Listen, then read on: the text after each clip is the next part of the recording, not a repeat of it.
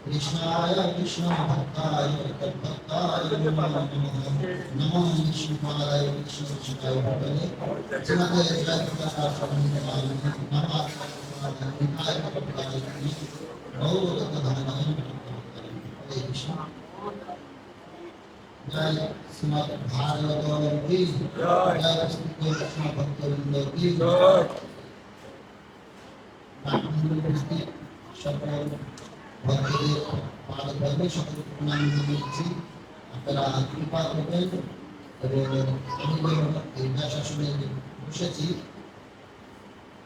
ইসলাম authority সম্মেলনের নির্দেশে আপনারা কৃপা করবেন আমি যেন ভগবানের এই বিদ্যুৎ ধন্য করতে সকলকে আপনারা আমার প্রসন্ন হন বাঞ্ছনা করে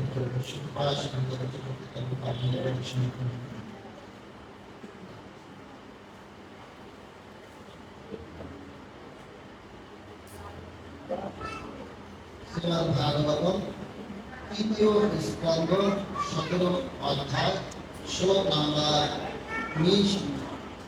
এই অধ্যায়ের বিষয় হচ্ছে ব্রহ্মাণ্ডের সর্বদিকে হিরণ্যাক্ষের বিজয়। তো এই অধ্যায়ের উপরে আমরা 19 নম্বর শ্লোক বোর্ডে লেখা আছে, আপনারা সকলে কৃপাপূর্বক বলুন। চক্রে হিরণ্যকশিপু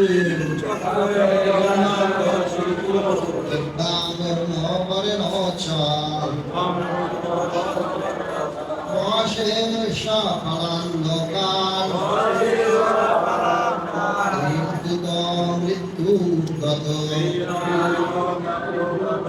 চক্রে হিরণ্যকশিপু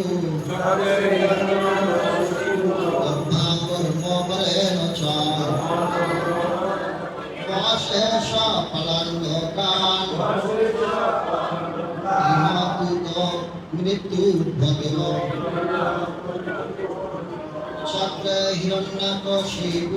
চক্রে হিরণ্যকশিপু ব্রহ্মবরেণ চ সফলান্ডকান মৃত্যু চক্রে হিরণ্যকশিপু ব্রহ্মবরেণ চ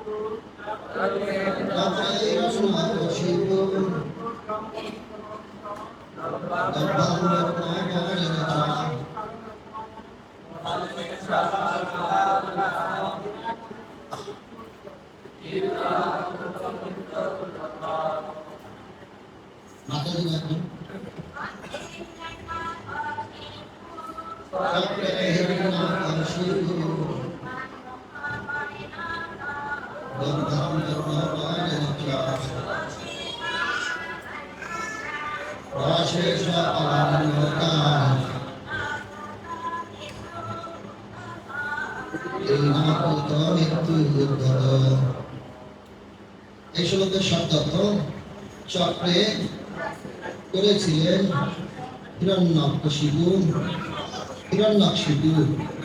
গভ্যাম তারা দুই বাহু দ্বারা ব্রহ্মা গড়ে চ এবং বসে তারা নিয়ন্ত্রণাধীন স্বপালন পালকগণ সহ লোকসমূহ তিন অকুত মৃত্যু কারো কাছ থেকে মৃত্যু ভয় না করে উদ্যত গর্বিত। এই শ্লোকের অনুবাদ ও তাৎপর্য উভয় করেছেন আন্তর্জাতিক কৃষ্ণ ভবনান্ত সংঘ প্রতিষ্ঠাতা अभय चरणारविंद भक्तरामकृष्ण स्वामी श्री प्रभुपाद जय श्री प्रभुपाद की আপনারা অনুবাদ সকলে বলবেন শ্রেষ্ঠ পুত্র হিরণ্যাক্ষিপুর ত্রিভুবনে কারো কাছে মৃত্যুর ভয় ছিল না, কেননা সে ব্রহ্মার কাছে বর লাভ করেছিল। সেই বরের প্রভাবে সে অত্যন্ত গর্ব উদ্গত ছিল এবং ত্রিভুবনকে আয়ত্ত করতে সে সক্ষম হয়েছিল। তাৎপর্য পরবর্তী অধ্যায়গুলোতে দেখা যাবে যে হিরণ্যাক্ষিপু ব্রহ্মার সন্তুষ্টি বিধানের জন্য কঠোর তপস্যা করেছিল এবং তার ফলে অমর হওয়ার ব্যবস্থা করেছিল। প্রকৃতপক্ষে কাউকে অমর হওয়ার পর দেওয়া ব্রহ্মার পক্ষে অসম্ভব, কিন্তু পরোক্ষভাবে হিরণ্যাক্ষিপু বর লাভ করেছিল যে এই জগতে কেউ তাকে বধ করতে পারবে না। পক্ষান্তরে বলা যায় যে যেহেতু সে বৈকুণ্ঠ লোক থেকে এসেছিল, তাই তাকে বধ করার ক্ষমতা এই জগতে কারোর ছিল না। ভগবান স্বয়ং আবির্ভূত হয়ে তাকে হত্যা করতে চেয়েছিলেন। জড়জাগতিক জ্ঞানের উন্নতির ফলে মানুষ অত্যন্ত গর্বিত হতে পারে, কিন্তু তার পক্ষে জড় অস্তিত্বের চারটি তত্ত্ব জন্ম, মৃত্যু, জরা এবং ব্যাধির কবল থেকে মুক্ত হওয়া সম্ভব নয়। হিরণ্যাক্ষিপুর মতো ক্ষমতাশালী এবং বলিষ্ঠ ব্যক্তিও যে তার নির্দিষ্ট আয়ুর অধিক কাল বাঁচতে পারে না, এর মাধ্যমে জনসাধারণকে শিক্ষা দেওয়াই ছিল ভগবানের পরিকল্পনা। কেউ হিরণ্যাক্ষিপুর মতো বলবান এবং গর্বোদ্যত হতে পারে এবং ত্রিভুবনকে তার আয়ত্তাধীন করতে পারে, কিন্তু তার সত্ত্বেও কারো পক্ষে চিরকাল বেঁচে থাকা অথবা লুণ্ঠিত দ্রব্য নিজের কাছে রাখা সম্ভব নয়। কত সম্রাট ক্ষমতার শীর্ষে আরোহণ করেছিল, কিন্তু আজ তারা সকলে বিস্মৃতির গর্ভে হারিয়ে গেছে। সেটি হচ্ছে পৃথিবীর ইতিহাস। এখানে ছিল প্রপাত কর্তৃক প্রাঞ্জল তাৎপর্য সমাপ্ত। জয় ছিল প্রপাত কি।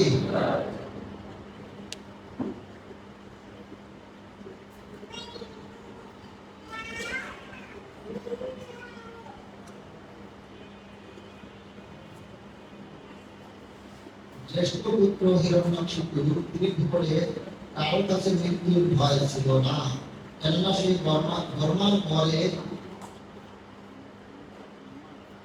ব্রহ্মার কাছে বর লাভ করেছিল। তা আমরা এই শ্লোকের মাধ্যমে শ্রীমদ্ ভাগবতের সিদ্ধান্ত অনুযায়ী আমাদেরকে মেসেজ দিতে চাচ্ছে যে আমরা অমরত্ব লাভ করতে পারি, জগৎ বিজয় করতে পারি, কিন্তু মৃত্যু অনিবার্য। প্রভুপাদ তার তাৎপর্যের মাঝখানে লিখে দিয়েছে যে আমরা চারটি তত্ত্ব অর্থাৎ জন্ম, মৃত্যু, জরা, ব্যাধি একে কেউই প্রতিকরণ করতে পারি না। তাই এই শ্লোকের শুরুতে আমরা দেখতে পাই যেখানে বলা হচ্ছে যে হিরণ্যাক্ষিপু দুই ভাই তারা ত্রিভুবন জয় করেও তারা সন্তুষ্টি লাভ করতে পারেনি, অর্থাৎ তারা সন্তুষ্ট হতে পারেনি। এটাই ছিল তাদের দ্বারা অনার্থের কারণ। তারা স্বর্গ, ভূলোক, পাতাল তিন লোক জয় করেও তারা সন্তুষ্টি লাভ করতে পারেনি। তাই তারা সন্তুষ্টি হওয়ার জন্য আরো চাই। এই যে তাদের অতিরিক্ত বাসনা, সেই বাসনা চরিতার্থ করার জন্যই। আর তাদের পিছনে ব্যাকগ্রাউন্ড কি ছিল না, তাদের কাছে ছিল অমরত্বের বর, কেউ তাকে হত্যা করতে পারবে না। তাই সেই অহংকারী হয়ে তাদের যে সন্ত্রাস, তাদের যে ত্রাস, সেইখান থেকে আমরা কি শিক্ষা গ্রহণ করতে পারি? অর্থাৎ কাউকে ভয় না পাওয়া। কাউকে যখন কেউ ভয় না পাবে তখন তার জন্য ওই হেন ব্যক্তিকে শিক্ষা দেওয়ার জন্য ভগবানকে আসতে হয়। শিল প্রভুপাদ তাৎপর্যে লিখেছেন যে হিরণ্যাক্ষ এবং হিরণ্যাক্ষিপু এই জগতের কারো দ্বারা তার মৃত্যু হবে না, এটাই ছিল তার বর। তাই ভগবান হচ্ছেন চতুরের শিরোমণি। তাই তিনি চতুরতা করে চতুর ব্যক্তিকে, প্রবাদ আছে চোর ধরতে হলে চোর হতে হয়। তো কেউ যদি ভগবানের উপরে অতিরিক্ত চতুরতা করতে চায়, ভগবান তখন তাকে শিক্ষা দেওয়ার জন্য আরো চতুর হয়ে আসতে হয়। হিরণ্যাক্ষিপু কৌশলে অমরত্বের বর নিয়েছিলেন, আর ভগবান তাকে শিক্ষা দেওয়ার জন্য আরো চতুরতা করে তিনি অর্ধ সিংহ এবং অর্ধ নর হয়ে এই জগতে এসে তিনি শিক্ষা দিয়েছিলেন যে এই জগতে কেউই চিরকাল থাকতে পারে না। তাই তুমি যতই চতুরতা করো, যতই অট্টালিকা বর্ধিত করো, আরো করবে বলে যতই রড রাখো না, তার একটা সীমাবদ্ধতা আছে। তাই ভগবান আমাদেরকে শিক্ষা দিতে চাচ্ছেন যে কাল কত শক্তিশালী। এই জগতের লোক পরিকল্পনা করে ভগবানকে বাদ দিয়ে, আমরা রাম রাজ্য চাই রামকে বাদ দিয়ে। তো এখানে হিরণ্যাক্ষ এবং হিরণ্যাক্ষিপু তারাও এইরকম ভাবে ভগবানের নিজজন হয়েও ভগবান থেকে তারা আলাদা হয়ে তারা স্বতন্ত্র হয়েছিলেন। আর সেই শিক্ষা দেওয়ার জন্য ভগবান আমাদেরকে এই হিরণ্যাক্ষ এবং হিরণ্যাক্ষিপুর মাধ্যমে শিক্ষা দিতে চাচ্ছে যে ধানের চিটা বা ধানের যে তুষ থাকে তাকে আমরা যতই আঘাত করি, অর্থাৎ ঢেকিতে যতই তাকে বানা হয়, তা থেকে কখনই চাল পাওয়া সম্ভব নয়। অর্থাৎ সে তো চিটা বলে তাকে পাশ করা হয়েছে, তুষ থেকে কখনো চাল পাওয়া সম্ভব নয়। চাল পেতে হলে আমাদেরকে ধানকেই বাঁধতে হবে, তবে আমরা চাল পাবো। তো এই জগতে হিরণ্যাক্ষিপু তারাও অমরত্ব হয়ে থাকতে চেয়েছিলেন, কিন্তু এখানে যে থাকা সম্ভব নয়, সেটাই ভগবান আমাদেরকে শিক্ষা দিচ্ছে যে এখানে যত সুন্দর অট্টালিকায় আমরা করি না কেন, যত প্রোটেকশন ব্যবস্থা করি না কেন, চিরকাল এখানে কেউ থাকতে পারবে না। অর্থাৎ জন্ম মৃত্যু জরা ব্যাধি কেউ আমরা বরণ করতে চাই না শেষায়, তবুও আমাদেরকে বরণ করতে হয়। আমরা দেখি যে দিগ্বিজয়ে সে আলেকজান্ডার, যিনি এই জগতের সমস্ত রাজ্য জয় করে ভারতে এসে ভগবান আমাদেরকে তার মাধ্যমে শিক্ষা দিয়েছে যে ভগবানের প্রেরিত একটা সাধারণ মশা কামড়ে তার ম্যালেরিয়ার মাধ্যমে তার মৃত্যু হয়েছে। তো এইভাবে আমরা এই জগতে অমরত্ব লাভ করতে পারি, কিন্তু ভগবানের প্রেরণিত একটা মশাই যথেষ্ট আমার বিদায়ের ঘন্টা বাজানোর জন্য। ঠিক তদ্রূপভাবে হিরণ্যাক্ষিপুকে ভগবান সেই শিক্ষা দিয়েছিলেন যে তুমি অনেক চতুরতা করে বর নিয়ে এসেছো, তাই আমি তোমাকে মারার জন্য এসেছি। ভগবানকে হিরণ্যাক্ষিপু সার্টিফিকেট দেখাচ্ছিল, প্রভু এই যে দেখো আমার কাছে সকল কিছু থেকে রক্ষা পাওয়ার জন্য সার্টিফিকেট আছে।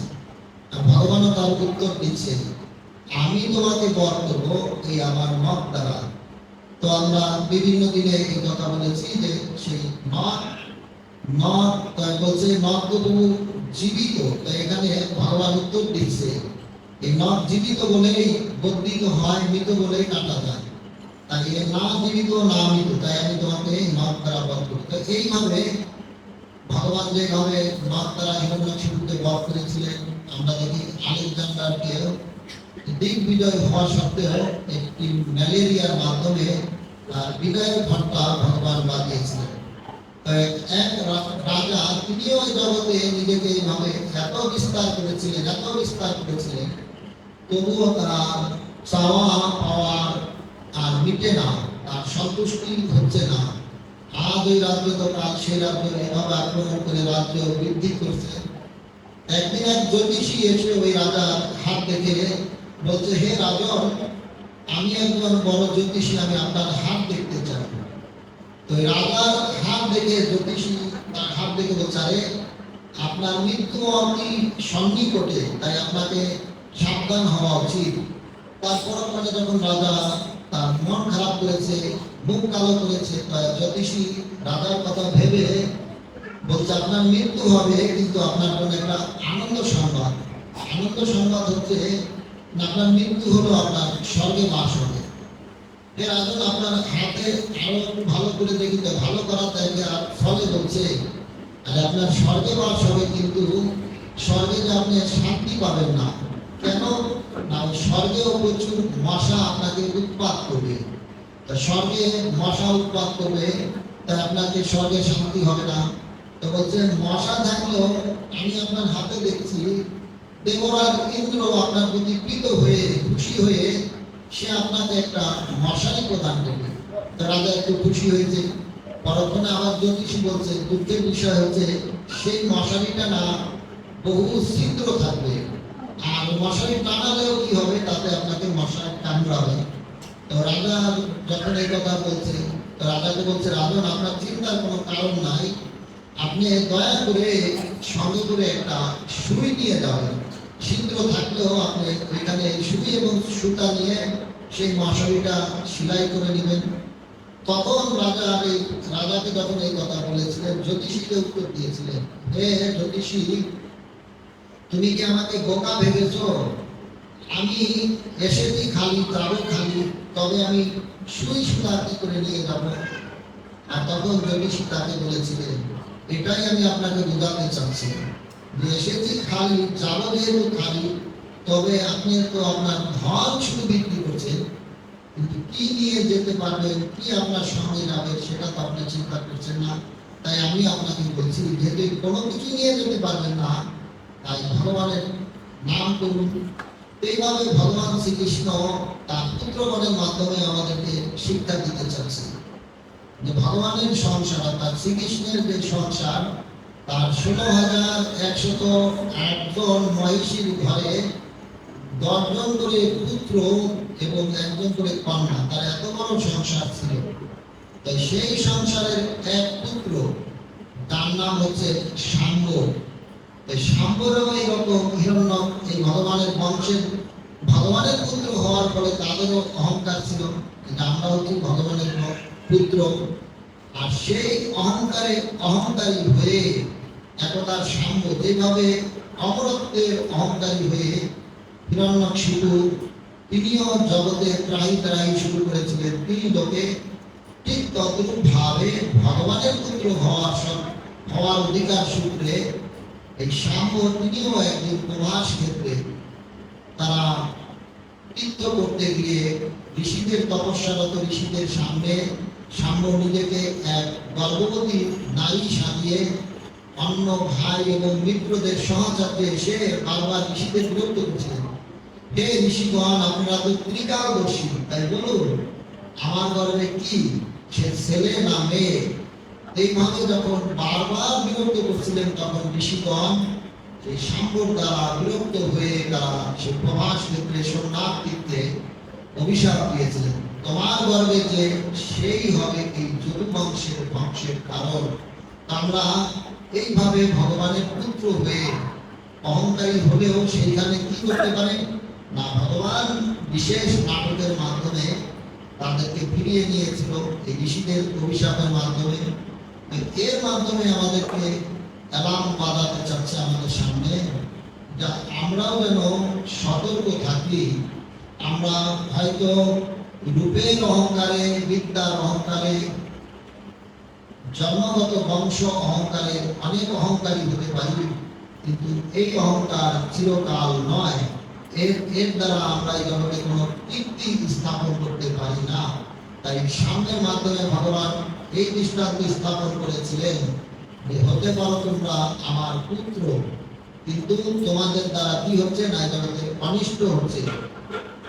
তাই অনিষ্টকারী তাকে ভগবান কখনো রাখেন না। কেন? তার আরেক নাম হচ্ছে, তিনি হচ্ছেন দর্পহারী মধুসূদন। ভগবান, আমাদের মনে রাখা উচিত যে ভগবান হচ্ছেন দর্পহারী মধুসূদন। দর্প চূর্ণ করাই হচ্ছে তার কাজ। তাই এইভাবে আমাদেরকে এই শ্লোকের মাধ্যমে ভাগবতমে স্মরণ করিয়ে দিতে চাচ্ছে যে আমরা কেউ এখানে চিরকাল থাকার জন্য আসিনি, আর চেষ্টা করেও আমরা চিরকাল থাকতে পারবো না। যেভাবে হিরণ্যকশিপু চতুরতা করে বর নিয়েছে অমরত্বের, কিন্তু যেখানে তার বরদাতা স্বয়ং ব্রহ্মাদেব তিনি অমর নয়, তার বর কি করে অমরত্ব হতে পারে? তাকেও ফিরে যেতে হবে, আর সেই ফিরে যাওয়ার জন্য ভগবান চতুরতা করে এসেছিলেন। তো এইভাবে আমরা দেখি স্বয়ং ভগবান রামচন্দ্র তিনিও যখন এই জগতে লীলা করছিলেন, তিনিও যখন মর্যাদা পুরুষোত্তম রূপে লীলা করছিলেন, তাকেও একদিন মৃত্যু রূপী জম এসে তাকেও ভগবানকে স্মরণ করিয়ে দিতে চাচ্ছে, হে প্রভু, আপনি যে এই জগতে এসেছেন, আপনাকেও তো আমি আপনার দেওয়া, আপনার অধীনস্থ এক মন্ত্রণালয়ের দায়িত্বপ্রাপ্ত সাধারণ কর্মচারী। হে প্রভু, আপনাকে আমি এই কথা বলতে এসেছি। প্রভু, আপনি তো সৃষ্টির নিয়ম পালন করতে এসেছেন, আর এই নিয়ম আপনিই প্রদান করেছেন। তাই প্রভু, আমি আপনাকে এই মেসেজ দিতে এসেছি। বহু কাল অতিবাহিত হয়েছে প্রভু, এবার আপনারও তো যাওয়ার পালা। তাই ভগবানকে স্মরণ করিয়ে দিতে এসেছে যে প্রভু, আপনাকেও যেতে হবে। তো এইভাবে আমরা দেখি যে স্বয়ং ভগবান রামচন্দ্র তিনি যমরাজের সেই কথা স্বীকার করে তিনিও পরবর্তীতে সরজু নদীতে নিজের এই মর্যাদা পুরুষোত্তম রামচন্দ্রের লীলা সংবরণ করেছিলেন।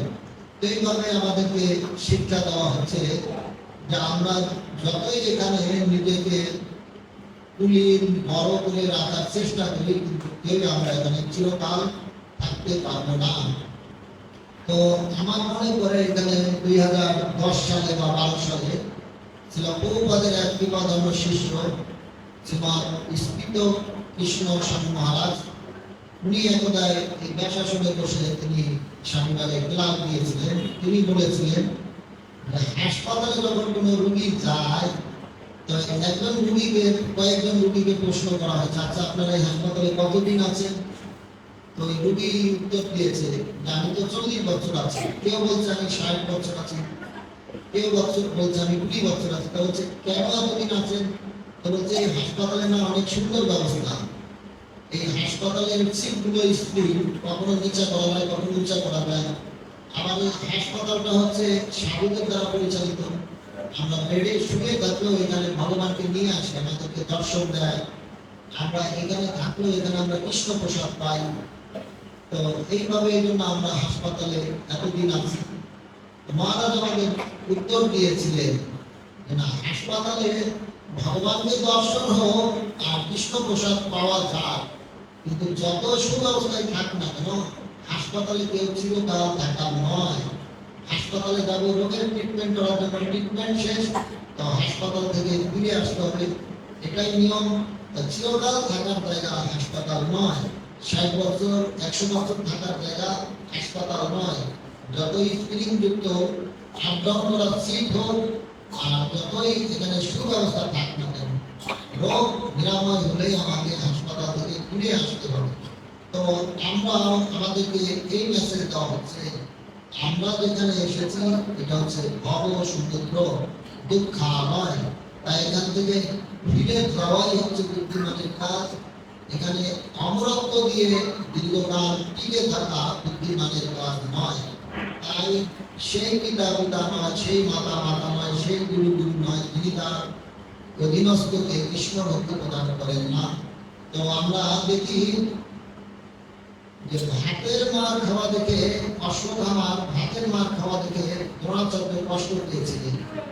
আমি এত বড় একজন আমার পিতা ভরদ্বাজ মুনি, আমি তার পুত্র দ্রোণাচার্য, আমি অস্ত্রগুরু হওয়া সত্ত্বেও আমার পুত্রকে ভাতের মার খাওয়াচ্ছে, একটা গাড়ি না দেওয়া, অথচ ব্রাহ্মণের গৃহে গাড়ি থাকা উচিত।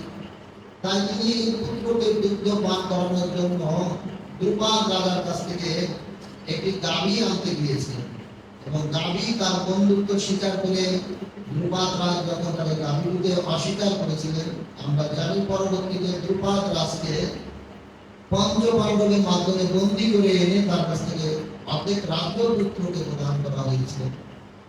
তাই পুত্রকে রাজ্য দিয়েছিল কিন্তু সংস্কার দেয়নি। তাই আমাদের রাজ্য নয়, অমরত্ব নয়, আমাদের অধীনস্থকে সংস্কার দেওয়া খুব গুরুত্বপূর্ণ। কি করলে আমি ভগবানকে প্রসন্ন করতে পারি এবং কি করে আমি এই দুঃখালয় থেকে ফিরে যেতে পারি। তেন অস্মিন জলা দেহে কোমরম যৌবনম জলা তথা দেহান্তের প্রাপ্তি ধীরতত্ত্ব নবজ্যোতি। অর্থাৎ আমি যখন জন্ম হয়েছি তা আমার এই দেহের পরিবর্তনগুলো হবে। আমি যতই চাই যে আমি বৃদ্ধ হব না, তবু আমাকে বৃদ্ধত্ব স্বীকার করতে হবে। যতই আমি চাই, এখানে তার তাৎপর্যের মাধ্যমে চারটি তত্ত্ব উপস্থাপন করেছি। আমরা কেউ এই জগতে যারা আমরা কেউ এখানে জন্ম মৃত্যু জড়া ব্যাধি চাই না, কেউ আমি চাই না যে রোগ হোক, তবু আমরা রোগের দ্বারা জগতে উৎপীড়িত হচ্ছি। তাই এটাই হচ্ছে দুঃখালয়ের নিয়ম। তাই এখান থেকে আমাদেরকে যত তাড়াতাড়ি সম্ভব ফিরে যাওয়াই হচ্ছে বুদ্ধিমানের কাজ। আর সেই দৃষ্টান্তকে স্থাপন করেছে না, সেই দৃষ্টান্ত স্থাপন করেছে পরীক্ষিত মহারাজ। তিনি অভিশাপকে প্রোটেকশন না করে, অভিশাপকে আশীর্বাদ রূপে স্বীকার করে ভগবানের কাছে ফিরে যাওয়ার জন্যই তিনি ব্যবস্থাপনা করেছিলেন। তাই একদা জগৎগুরু শঙ্করাচার্যের মাতা, তিনি তার গর্ভস্থ অবস্থায় তার স্বপ্নে যখন এসেছিলেন ভগবান, তখন তাকে বলা হয়েছিল যে আপনি কেমন পুত্র চান, আপনি আয়ুষ্মান পুত্র চান না আপনি যশমান পুত্র চান, কীর্তিমান পুত্র চান। তো আমরা দেখি সেই শঙ্করাচার্যের মা, তিনি বলেছিলেন যে প্রভু আমি আয়ুষ্মান পুত্রকে কি হবে, দীর্ঘকাল বেঁচে রইল, কিন্তু সে যদি সেই আমাদের হাতুড়ির মতো হলো, সারা জীবন হাতুড়ি পিটালো, এরকম পুত্রকে কি হবে। আমার দীর্ঘ আয়ুকাল, দীর্ঘ দিন বেঁচে থাক, এমন পুত্র নয়, আমি চাই কীর্তিমান পুত্র। তাই অমরত্ব দিয়ে কি হবে, অমরত্ব আমাকে অমর করতে পারবে না, অমরত্ব হিরণ্যকশিপুকে অমর করতে পারেনি। তাই আমাদের কীর্তিমান হওয়া উচিত। কীর্তিমান কি করে হওয়া যায়, তাই সেই পন্থার জন্য আমাদেরকে সাধু মহাত্মাদের কাছে আসতে হবে। সাধু মহাত্মাদের কাছে এসে তাদের কাছ থেকে জানতে হবে, মেডিসিন নিতে হবে, কি করে আমি দ্রুত ভগবানের কাছে ফিরে যেতে পারি, আমি কীর্তিমান হতে পারি। তবে রায় রামানন্দ এবং মহাপ্রভুর মধ্যে যখন গোদাবরীর তটে সংলাপ হচ্ছিল, সেই সংলাপে কথোপকথন হচ্ছিল যে এই জগতে খ্যাতির মধ্যে কোন খ্যাতি শ্রেষ্ঠ। তো রায় রামানন্দ উত্তর দিয়েছিল, কৃষ্ণ ভক্ত নামে হয় যা জগৎ বিখ্যাত। তো এই জন্য আমাদেরকে বহু পন্থা, বহু ঘাট থাকতে পারে, রাস্তা থাকতে পারে, কিন্তু আমাদের এত কিছু দেখার সময় নেই। তাই আমাদেরকে পরীক্ষিত মহারাজের শিক্ষার মাধ্যমে আমাদেরকে নিতে হবে যে বহুজন আমাকে আনবে, বহু প্রস্তাব নিয়ে, আমি কোন প্রস্তাব গ্রহণ করব। যেভাবে আমরা দেখি ধ্রুব মহারাজের পিতা, তাকে তার মাতা সুরুচি উত্তম উত্তম খাবার দিয়ে বশীকরণ করে ধ্রুবের মতো মহান পুত্রকে তিনি ত্যাগ করেছিলেন। এইরকম এই জগতের অনেক উত্তম বস্তু দ্বারা আমাদেরকে আপাতত দৃষ্টিতে উত্তম কিছু জিনিস আমাকে আকর্ষণ করতে পারে। সেই আকর্ষণে যদি আমি মধ্যে থাকি, সেই আকর্ষণে যদি আমি পড়ে থাকি, তবে আমি আমার এই দুর্লভ জীবনকে সার্থক করতে পারবো না। তাই আমাদের জীবনে সার্থক করার জন্য আমাদেরকে কীর্তিমান হওয়া উচিত। আর কীর্তিমান হয়ে ভগবানের কাছে ফিরে যাওয়াই হচ্ছে এই মনুষ্য জীবনের সার্থকতা।